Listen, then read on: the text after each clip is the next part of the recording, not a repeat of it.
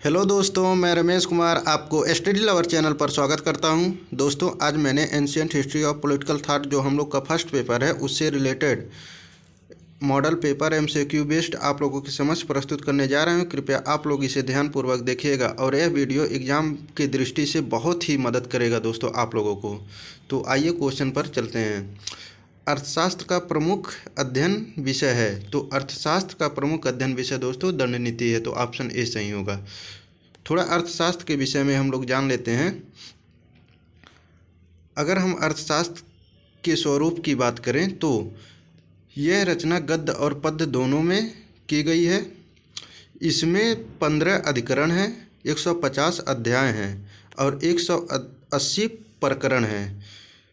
और अधिकरण की बात करें जो 15 है, पहले 5 अधिकरणों में राज्य के आंतरिक प्रशासन पर प्रकाश डाला गया है और 6 से 13 जो अधिकरण हैं इनके बीच अधिकरणों में राज्य के वैदेशिक संबंधों की विवेचना की गई है। एवं शेष 2 अधिकरण जो बच रहे हैं दोस्तों, इसमें राज्य के अध्ययन विषयों की चर्चा की गई है, यानी अन्य विषयों की चर्चा की गई है जो शेष 2 बच रहे हैं। और अर्थशास्त्र में सरकार के 34 भागों का उल्लेख किया गया है। दोस्तों, यह अर्थशास्त्र से रिलेटेड आप लोग को जो जानकारी दिया हूँ, कृपया आप लोग इसे नोट कर लीजिएगा। क्वेश्चन नंबर 2, अर्थशास्त्र निम्नांकित से संबंधित रचना है। तो अर्थशास्त्र निम्नांकित से संबंधित रचना दोस्तों राजनीति और शासन कला से है, तो ऑप्शन बी सही होगा।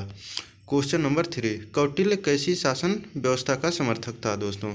तो यह राजतंत्र का समर्थक था दोस्तों। क्वेश्चन नंबर 4, सप्तांग सिद्धांत का प्रतिपादक कौन था?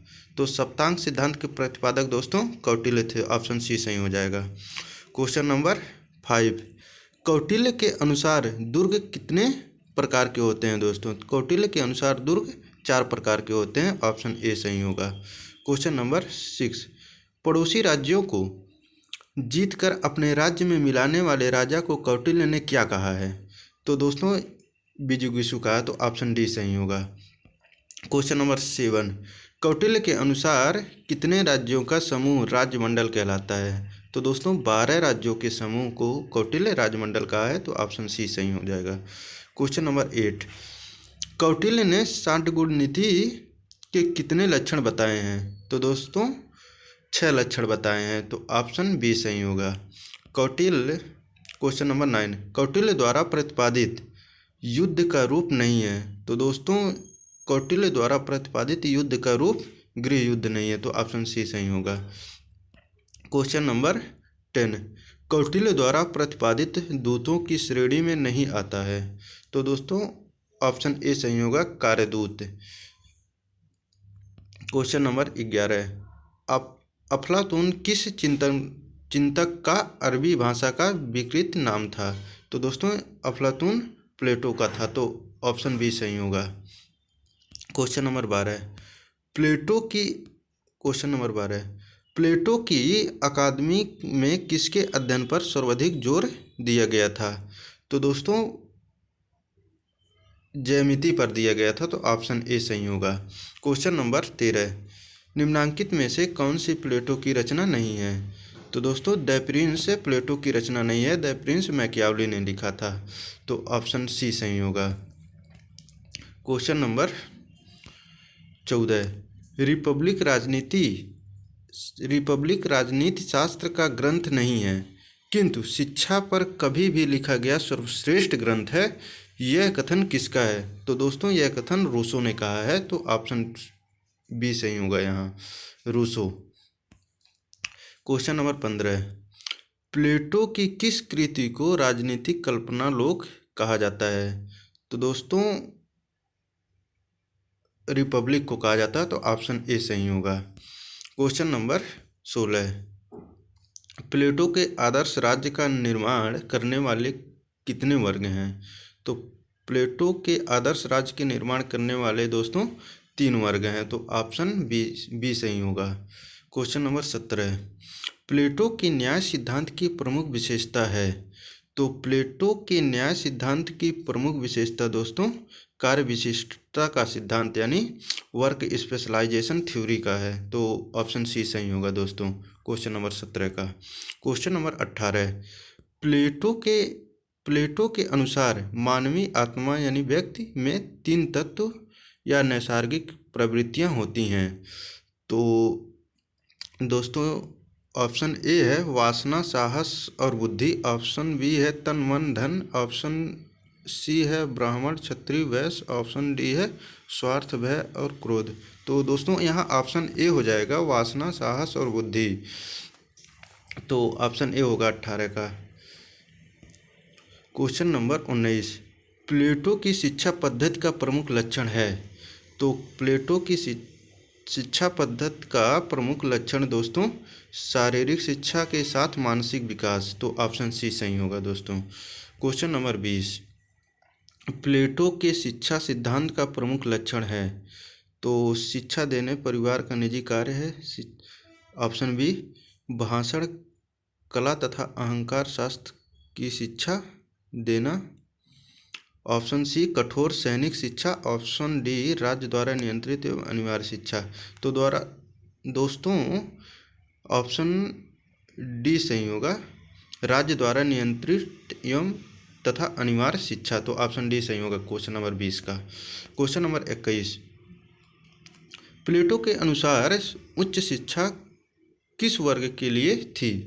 तो दोस्तों संरक्षक वर्ग के लिए थी। संरक्षक वर्ग में सैनिक वर्ग और शासक वर्ग दोनों आते हैं। तो ऑप्शन डी सही होगा दोस्तों क्वेश्चन नंबर 21 का। क्वेश्चन नंबर 22, प्लेटो की साम्यवादी व्यवस्था किसके लिए है।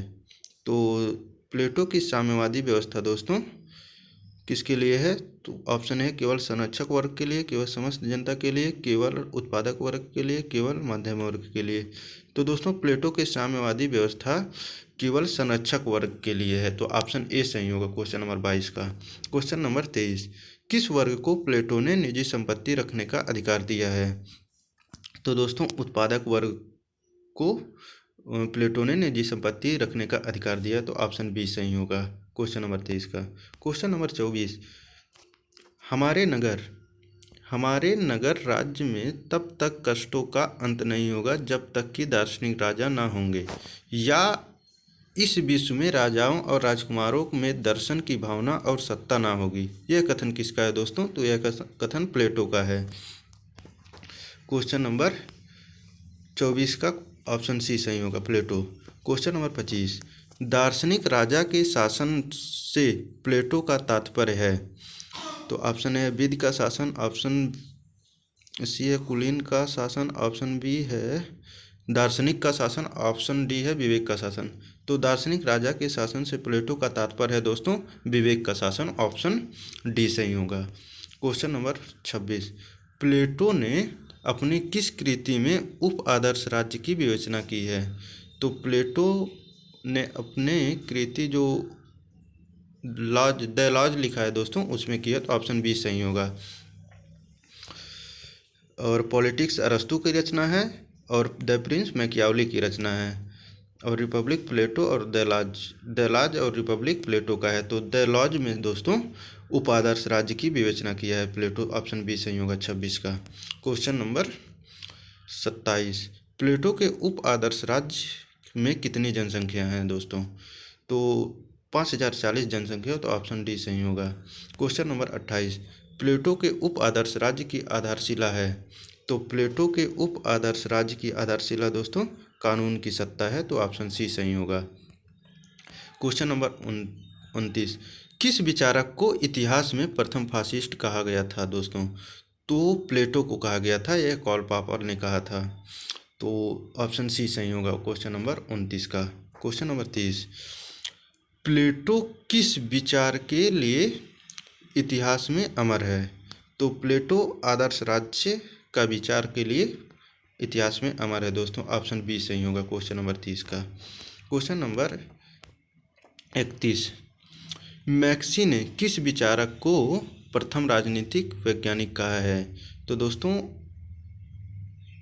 अरस्तु को कहा है। तो यहाँ थोड़ा ऑप्शन गलत हो गया, तो अरस्तु ही होगा दोस्तों क्वेश्चन नंबर 31 का। क्वेश्चन नंबर 32, मैसिडोनिया के राजा फिलिप ने किसको सिकंदर का शिक्षक नियुक्त किया था? तो दोस्तों शुक्र अरस्तु को किया था, तो ऑप्शन डी सही होगा क्वेश्चन नंबर 32 का। क्वेश्चन नंबर 33, लिथियम की स्थापना किस विचारक ने की थी? तो लिथियम की स्थापना दोस्तों अरस्तु ने की थी। एकेडमिक की स्थापना प्लेटो ने की थी। क्वेश्चन नंबर 33 का ऑप्शन सी सही होगा, अरस्तु। क्वेश्चन नंबर 34, लिथियम में अरस्तु ने किसके अध्ययन पर जोर दिया था? तो लिथियम में अरस्तु ने दोस्तों जीव विज्ञान के अध्ययन पर जोर दिया था, तो ऑप्शन डी सही होगा क्वेश्चन नंबर 34 का। क्वेश्चन नंबर 35, अरस्तु की प्रसिद्ध कृति है, अरस्तु की प्रसिद्ध कृति पॉलिटिक्स है दोस्तों, तो ऑप्शन सी सही होगा। The prince Machiavelli, the laws Plato, the statement Plato ने लिखा है। तो अरस्तु की प्रसिद्ध कृति पॉलिटिक्स है। इसमें 8 भाग का वर्णन किया गया है। पहले में दास प्रथा का विवेचना की गई है, पहले भाग में पॉलिटिक्स के पहले भाग में दास प्रथा का विवेचना की गई है दोस्तों। ऑप्शन 35, क्वेश्चन नंबर 35 का ऑप्शन सी सही होगा।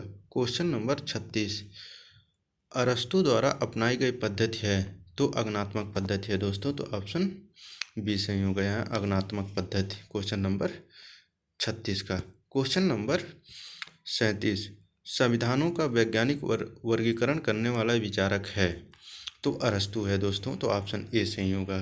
क्वेश्चन नंबर 38, समय की दृष्टि से परिवार पहले है परंतु प्रकृति की दृष्टि से राज्य पहले है, यह कथन किसका है दोस्तों? तो यह कथन अरस्तु का है, तो ऑप्शन सी सही होगा, अरस्तु का। क्वेश्चन नंबर 39, अरस्तु के द्वारा राज्य का कौन सा लक्षण नहीं बताया गया है? तो दोस्तों अरस्तु के द्वारा राज्य का लक्षण नहीं बताया गया है। ऑप्शन ए है राज्य शोषण का यंत्र, ऑप्शन बी है राज्य का स्वाभाविक संस्था, ऑप्शन सी है राज्य सर्वोच्च समुदाय है, ऑप्शन डी है राज्य विविधता में एकता है। तो दोस्तों यहाँ ऑप्शन ए सही होगा, राज्य शोषण का यंत्र है, तो यह अरस्तु कभी नहीं कहा है दोस्तों, तो ऑप्शन ए सही होगा। क्वेश्चन नंबर 40, राज्य का उद्देश्य केवल जीवन व्यतीत करने के लिए नहीं वरन उत्तम जीवन के लिए है, यह कथन किसका है दोस्तों? यह कथन अरस्तु का है, तो ऑप्शन सी सही होगा। क्वेश्चन नंबर 41, कुछ मनुष्य स्वभाव से ही दास होते हैं, यह कथन किसका है? तो यह कथन दोस्तों अरस्तु का है, तो ऑप्शन डी सही होगा क्वेश्चन नंबर 41 का। क्वेश्चन नंबर 42, अरस्तु के अनुसार निम्नांकित में से किसे नागरिक नहीं कहा जा सकता है? तो ऑप्शन ए है कारीगर, ऑप्शन बी है मजदूर, ऑप्शन सी है स्त्री, ऑप्शन डी है इनमें से सभी। तो दोस्तों इनमें से सभी होगा। क्वेश्चन नंबर 42 का ऑप्शन डी सही होगा। क्वेश्चन नंबर 43, अरस्तु का विचार नहीं है, ऑप्शन ए कानून की सर्वोच्चता, ऑप्शन बी है दासता प्राकृतिक है, ऑप्शन सी है दार्शनिक शासक की धारणा, ऑप्शन डी है वितरणात्मक। तो दोस्तों अरस्तु का विचार नहीं है, तो दार्शनिक शासक की धारणा, तो यह प्लेटो का है, यह प्लेटो का विचार है दोस्तों, अरस्तु का नहीं है, तो ऑप्शन सी सही होगा क्वेश्चन नंबर 43 का। क्वेश्चन नंबर 44, अरस्तु निम्नांकित में से किसका समर्थक नहीं है? तो ऑप्शन ए है पत्नियों का साम्यवाद, ऑप्शन बी है संपत्ति का साम्यवाद, ऑप्शन सी है दार्शनिक राजा का शासन, ऑप्शन डी है इनमें से सभी। तो दोस्तों इनमें से सभी, ना पत्नियों का साम्यवाद अरस्तु दिया है, ना संपत्ति का साम्यवाद दिया है, यह प्लेटो का है, और दार्शनिक राजा का शासन यह प्लेटो का है।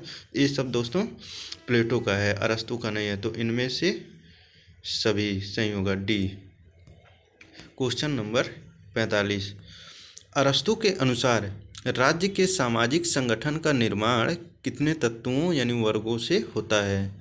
तो दोस्तों 6 वर्ग है, तो ऑप्शन सी सही होगा। यहाँ यही प्लेटो की अगर बात करें तो वह 3 वर्ग की बात करता है, तो ऑप्शन सी सही होगा 45 का।